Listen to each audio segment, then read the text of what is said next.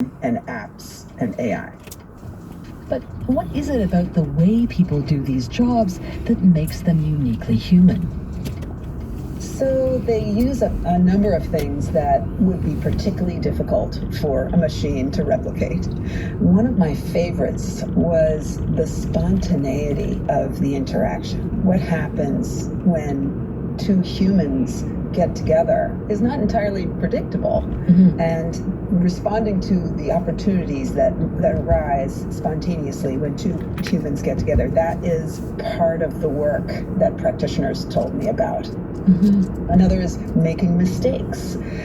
It wasn't that you could make a mistake and that would make everything great. It was rather the repair after the mistake. So that recognition that you may have made a mistake is actually very powerful for the other person because it makes them realize that you're trying to see them. And what's interesting is that engineers know this actually and have started to experiment with having AI. And is included for all your hot water needs. Terms and conditions apply. See a market from every angle and can help find the best fit for you in this market. Claude later determined it was an inactive novelty grenade. That is 0%, no interest or anything. I just kind of pay what I can when I can. What else? And then I have use vehicle. And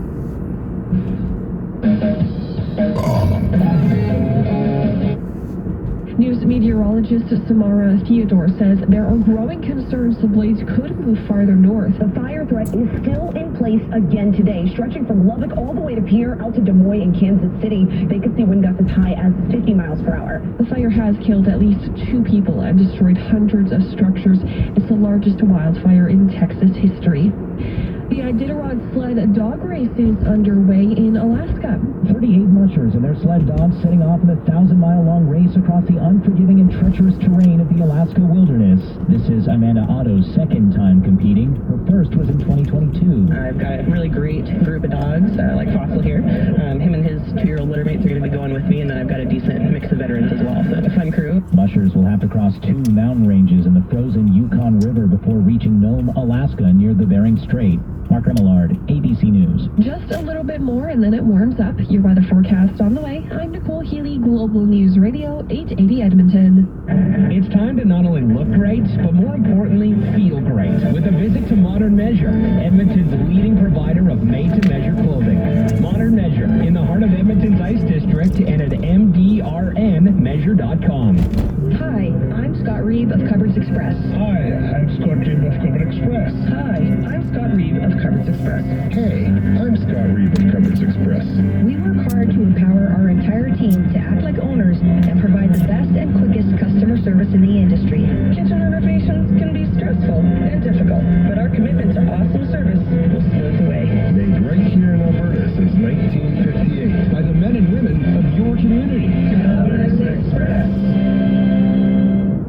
Everyone has the right to live without fear, hurt, abuse, and violence. If you or someone you know are suffering with family or domestic violence, it's time to speak out. Call the Family Violence Info Line at 310-1818 or 911 if in immediate danger. CHQT, Global News Radio 880 Edmonton, non-stop news, a Chorus Entertainment radio station.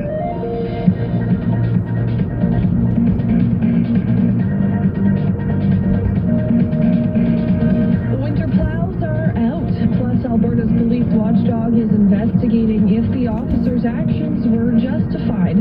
But first, let's see what the snow brought for us weather-wise right after a traffic update.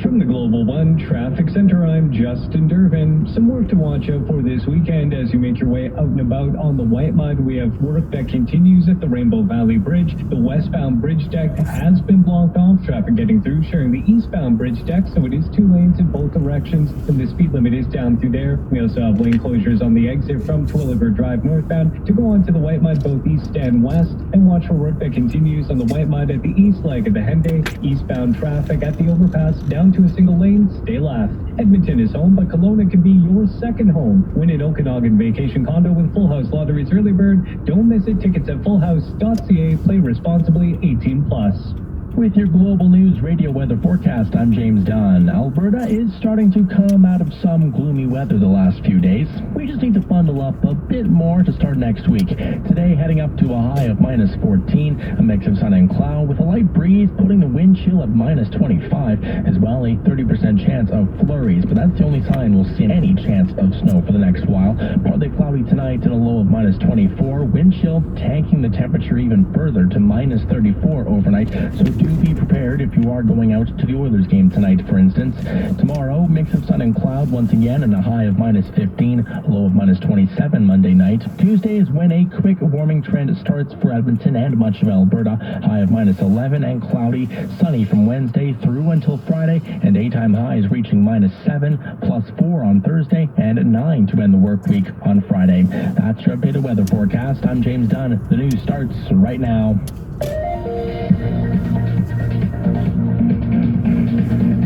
A snowy night means tricky driving conditions during the day.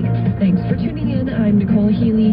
It may be another slow drive in Edmonton today after a fresh dump of snow yesterday and overnight. Expect to see city plows on major roadways throughout today, and wait times for help aren't too bad. Latest AMA times put a tow or winch at 3 hours, also a 1 hour wait to boost your battery. Easter to the province's police watchdog is investigating to see if an EPS officer was justified in shooting a suspect Friday night. It began with police being told the 36-year-old man had fled the scene after allegedly stabbing another man outside of a pub near Winterburn Road and 107th Avenue.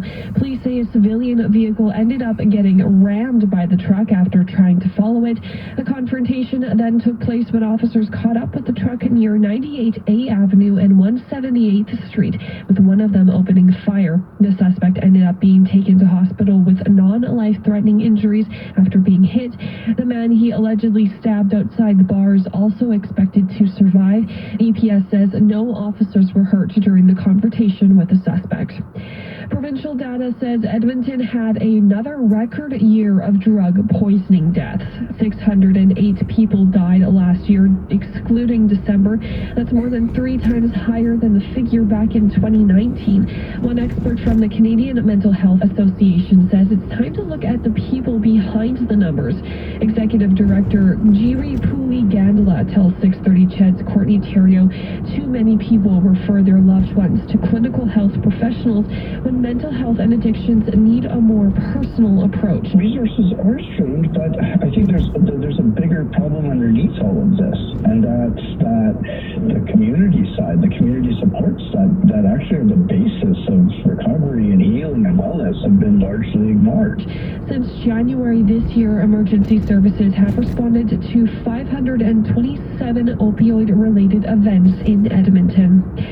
A Conference Board of Canada report forecasts up to 90,000 people moving to Edmonton in the next 2 years. And one local developer says we're already seeing things gear up. McLeod Development Group's Mark de la Briere tells 630 CHED's Bryn Griffiths, while the suburbs are seeing a lot of new projects, demand for more density closer to downtown is also gearing up. There's a lot of really exciting growth happening in Spruce Grove and Leduc, in Sherwood Park and St. Albert. That's all good. But there's also an appetite for much more infill. He says in the decades that he's been doing business in Edmonton, he's never seen anything get this busy.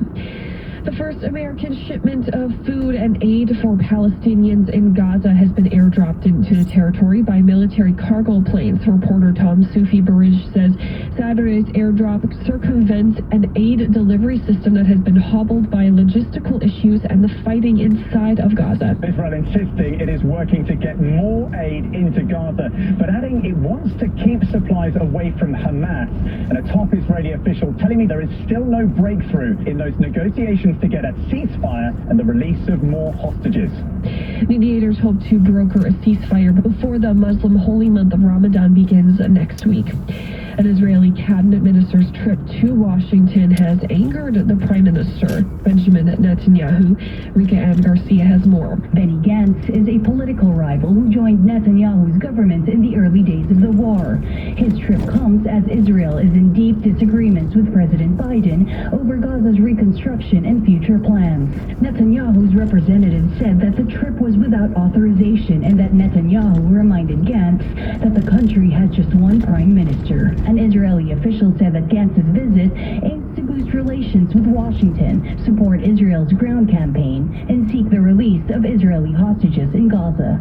I'm Rika Ann Garcia. An associate professor of economics at York University expects that an increase in baggage fees for WestJet and Air Canada is going to lead to more delays and problems on board. This with both airlines raising their prices by another $5 for the first checked bag on certain base tickets, with a cost increase as well for any additional bags.